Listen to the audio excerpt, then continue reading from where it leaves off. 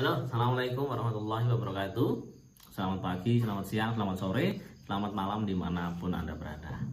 Ketemu lagi dengan saya Kak Eko di channel tercinta kita ini. Dan pada kesempatan malam hari ini saya akan memberikan sedikit insight buat teman-teman ya. Kita sama-sama berpikir bersama bagaimana agar kita bisa bernilai lebih dibandingkan dengan orang-orang yang ada di sekitar kita.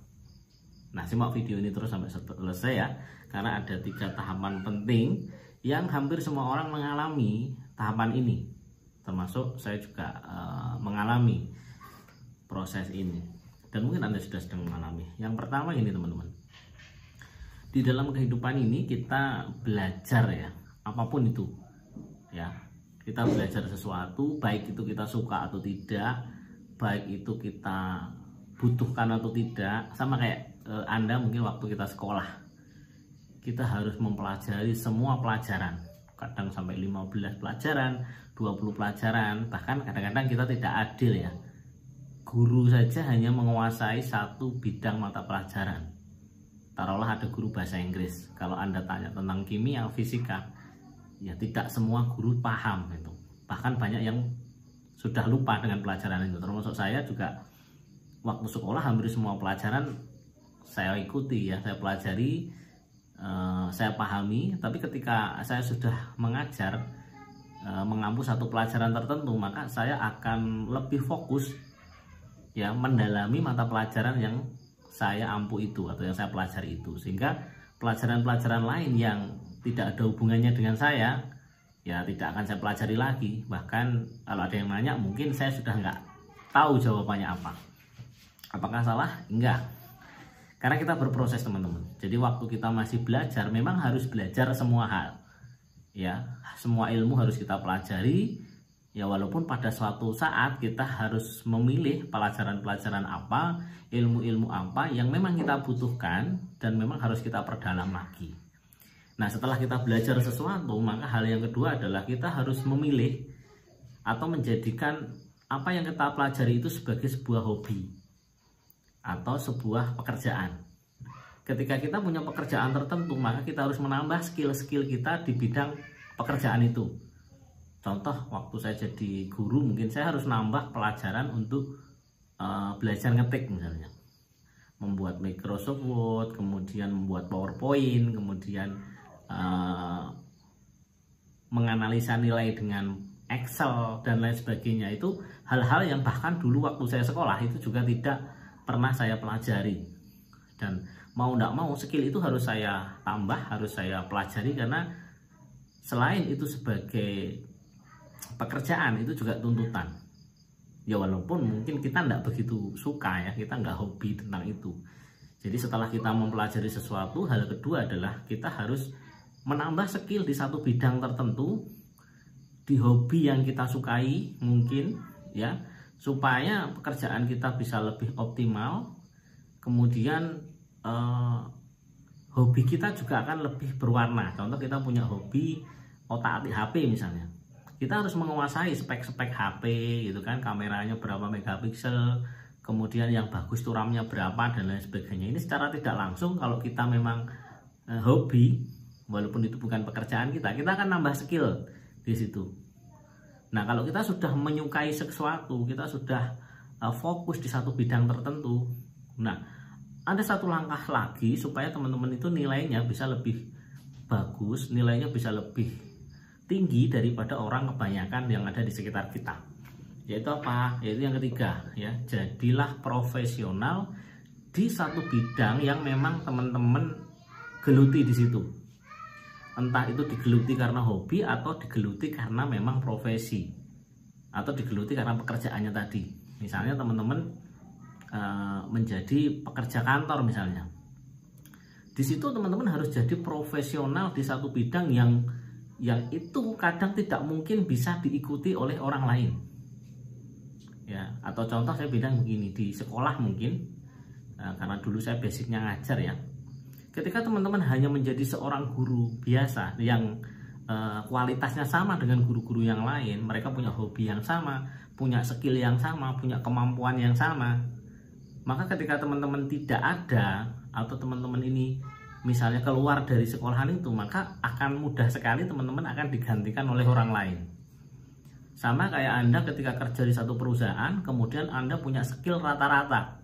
Skillnya Microsoft Word, Microsoft Excel, Microsoft Word, kemudian presentasi PowerPoint, dan hal-hal standar yang itu bisa dilakukan oleh semua orang.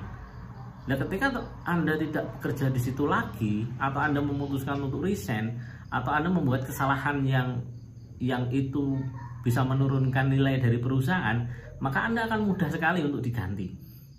Maka Anda harus jadi profesional di bidang yang Anda tekuni itu, di pekerjaan itu, di hobinya teman-teman. Lebih spesifik lagi gini teman-teman, waktu saya ngajar dulu, saya paling seneng dengan kegiatan ekstra, yaitu kegiatan pramuka. Nah, ketika saya memutuskan ini hobi saya adalah di pramuka, bagaimana saya agar bisa jadi profesional di bidang pramuka. Sehingga ketika saya ngajar pramuka, ketika saya menghandle kegiatan pramuka atau mengatur satu kegiatan event besar di kegiatan pramuka, itu nggak bisa diganti oleh orang lain. Seumpama diganti hasilnya akan beda gitu kan. Nah, selain kita punya hobi di situ, kita punya menguasai bidang di situ. Misal di bidang pramuka nih, kita menguasai bidangnya, kita bisa menjawab semua pertanyaannya. Kita tahu nih alur semua kegiatan-kegiatannya seperti apa. Tapi kalau kita belum menjadi seorang yang profesional itu bisa dikatakan kita punya sertifikat, kita punya legasi ya, legalitas ketika kita mengajar. Jadi bukan hanya sekedar bisa aja. Sama kayak guru, Anda mungkin bisa ngajar, punya kemampuan, punya skill, tapi kalau Anda tidak punya ijazah mengajar, Anda tidak punya ijazah istilah S1 atau S2 mengajar di tempat itu, maka Anda tidak bidang profesional, karena gampang sekali akan digantikan orang lain. Anda ahli di bidang kaligrafi misalnya, Anda bisa bikin kaligrafi sangat bagus, menarik. Tapi ketika Anda memutuskan untuk menjadi profesional, maka kelas Anda akan naik, tidak hanya sekedar sebagai pelukis, tidak hanya sebagai seniman, tapi Anda juga bisa menjadi mentor seorang kaligrafi. Jadi selain Anda bisa nulis kaligrafi, Anda juga menjadi pelatih dari mereka yang sedang profesinya sebagai seorang kaligrafi itu. Anda hobinya melukis, ya Anda hobi di situ, Anda suka, Anda punya skill di situ, menggambarnya bagus, kombinasi warnanya keren. Tapi kalau Anda menaikkan diri Anda menjadi seorang lebih profesional, ikut training, kemudian mencari bagaimana agar dapat sertifikat, bagaimana agar kita itu diakui ya secara hukum maupun secara formal. Jadi selain Anda bisa melukis beneran, Anda juga bisa menjadi guru lukis, Anda bisa menjadi pengajarnya para orang-orang yang pandai melukis, sehingga nilai kita akan naik. Nilai kita akan lebih tinggi daripada pelukis biasa. Karena nilai kita tidak hanya sekedar sebagai orang yang hobi, tidak hanya sebagai sebuah pekerjaan, tapi kita memang profesional di situ. Anda mungkin bisa lihat banyak tokoh-tokoh ya, misalnya saya bilang Chris John. Chris John itu kalau memutuskan jadi satu bidang ya, di bidang tinju mungkin dia punya hobi yang lain atau pekerjaan yang lain lah, tapi karena tidak profesional, dia profesionalnya di bidang tinju, maka orang akan mengenal dia ahli di situ. Maka ketika dia bermain tinju, maka dia fokus di situ, maka nilainya, powernya, kemudian kualitasnya akan berbeda. Ya, kemudian kalau kita bisa lihat lagi, kita bisa lihat Deddy Corbuzier misalnya, waktu dia memutuskan jadi pesulap, kita nggak akan ingat bahwa dia dulu tidak naik sekolah. Kita tidak akan ingat bahwa dulu hidupnya susah. Ya, kenapa? Karena dia profesional di satu bidang itu. Tidak hanya sekedar sulap, tapi dia menekuni betul. Ya, kelasnya juga tidak bisa dibandingkan dengan yang lain. Semakin lama dia meng-hire beberapa pesulap baru, sehingga apa? Junior-juniornya pun hormat sama dia. Ini yang tidak dimiliki oleh pesulap lain. Jadi pesulap itu taunya ya ahli, paling the best, selesai. Ya. Tapi kalau Anda menjadi profesional, selain Anda ahli, Anda juga bisa mengajar di situ, menjadi senior di situ, Anda membagikan ilmu Anda, dan ilmu Anda memang betul-betul bermanfaat di situ. Itulah yang dibilang profesional. Itu mungkin sekilas diskusi kita malam hari ini. Maka satu, teman-teman kalau masih muda, masih semangat, belajarlah ilmu sebanyak mungkin.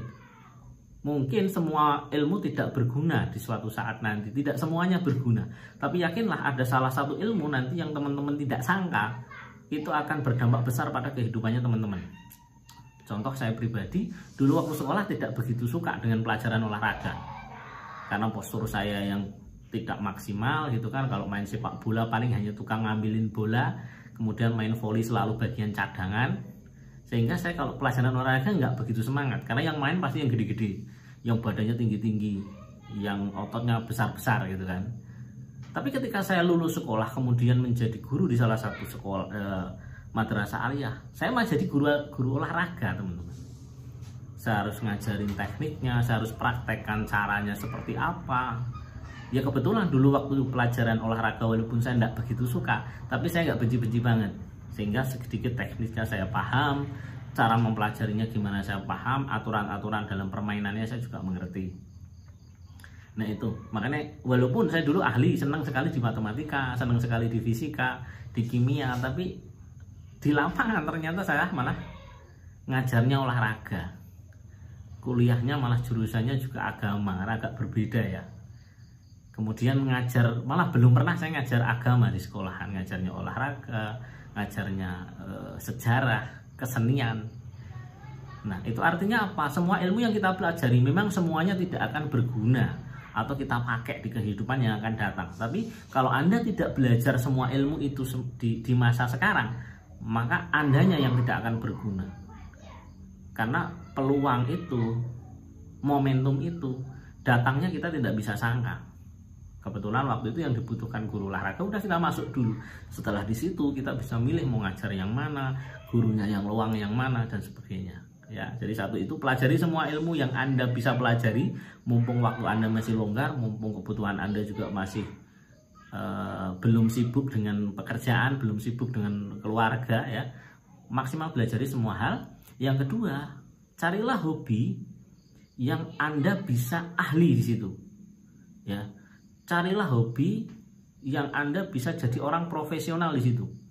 Anda suka mancing, bagaimana caranya akan menjadi orang benar-benar profesional di bidang mancing? Punya acara di TV, ya kan? Bikin konten YouTube yang penontonnya luar biasa. Coba lihat di YouTube banyak ya, orang-orang yang kontennya hanya sekedar mancing, tapi followernya banyak, subscribe-nya banyak. Jangan hanya sebagai pemancing biasa. Anda boleh jadi pemancing tapi yang profesional. Anda boleh menjadi seorang teknisi yang profesional. Anda bisa menjadi ahli komputer yang profesional. Anda bisa jadi desainer yang profesional. Anda bisa putuskan jadi pelatih pramuka, pelatih PMR, pelatih drum band, ya, yang betul-betul profesional, yang Anda the best di situ, nggak ada lawan di situ. Ya, ketika Anda sudah memutuskan belajar semua hal, pilihlah satu di antara banyak hal itu untuk Anda tekuni, untuk Anda jadikan hobi. Kemudian yang terakhir Anda pilih satu di antara banyak hobi Anda itu kira-kira di mana Anda bisa menjadi profesional. Kalau saya misalnya saya mau jadi profesional di bidang ini Kak, ternyata kita urus nih. Di sini perizinannya susah dan sebagainya gini. Kalau Anda bisa ngotot di situ, lakukan. Tapi kalau kira-kira memang tidak mampu di situ, ya tantangannya terlalu berat mungkin, hal-hal yang perlu dipenuhi terlalu banyak, ya udah Anda tinggal cari profesional yang lain. Kan hobi Anda nggak cuma satu kan. Anda senang misalnya saya punya temen ahli bekam, tapi kan nggak boleh praktek ya kalau nggak punya izin praktek.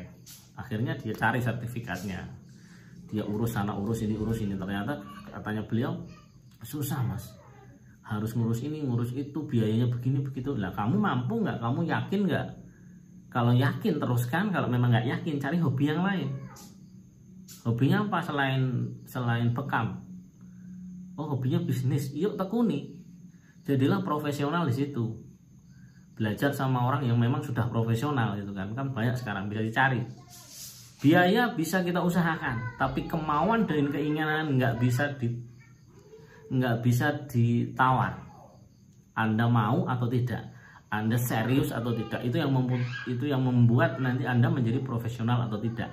Nah, ketika Anda sudah memutuskan dan Anda sudah ahli profesional di satu bidang, maka orang akan membelikan Anda penilaian lebih tinggi. Anda akan dibayar lebih mahal, Anda akan dihormati lebih di atas rata-rata orang yang sama seperti Anda. Sekian dari saya, semoga bermanfaat diskusi kita malam hari ini.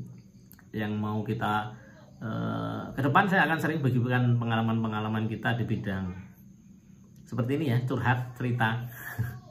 Dan saya senang sahabat-sahabat nanti kalau ingin request apa silahkan boleh komen di bawah atau bisa inbox di Instagram saya, Kak Eko. Semoga bermanfaat. Salam sukses buat Anda. Jadilah profesional.